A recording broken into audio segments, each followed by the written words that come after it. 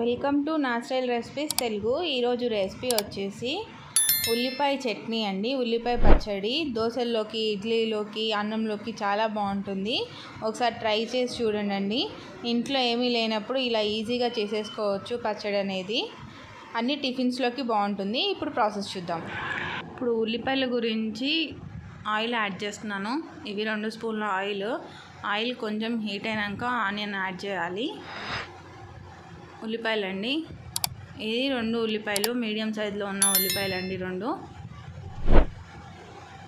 కొంచెం fry onion colour change అయ్యి మగ్గిపోవాలండి. కొంచెం పచ్చివాసన పోవాలి ఆనియన్లో, అందుకే కొంచెం సేపు మగ్గాలి ఆనియన్.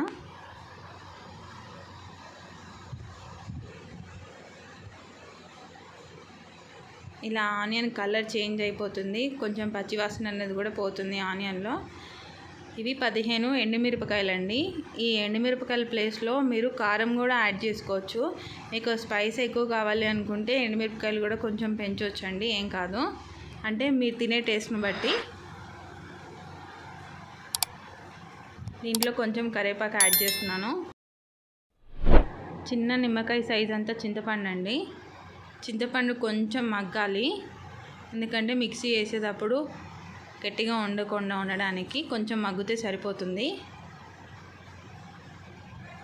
ఇవి బాగా కలపాలి వీటన్నిటిని. ఆనియన్ మాడిపోకూడదు, మాడిపోతే చేదు వచ్చేస్తుంది. కలర్ చేంజ్ అయితే మగ్గితే సరిపోతుంది. ఇవన్నీ మగ్గిపోయినాయి. ఇప్పుడు స్టవ్ ఆఫ్ చేసేసుకొని పూర్తిగా చల్లారనివ్వాలి వీటన్నిటిని. ఈ గ్యాప్లో మనం తాలింపు వేసుకుందామండి పచ్చడికి. ఆయిల్ వేసాను, 3 స్పూన్ల ఆయిల్ అండి. ఆయిల్ కొంచెం హీట్ అవ్వాలి.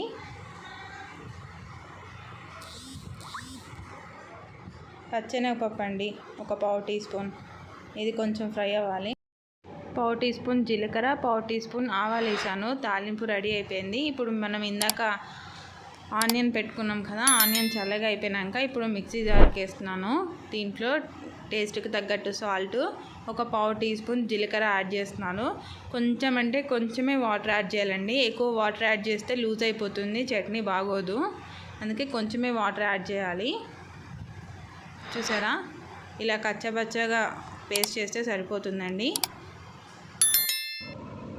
ఒక బౌల్లోకి తీసేసాను పచ్చడి. ఇప్పుడు తాలింపు యాడ్ చేసేద్దాము. ఇందాక రెడీ చేసి పెట్టుకున్నాం కదా తాలింపు, అది వేసేస్తున్నాను.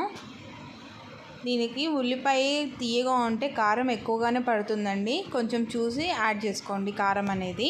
Thank you.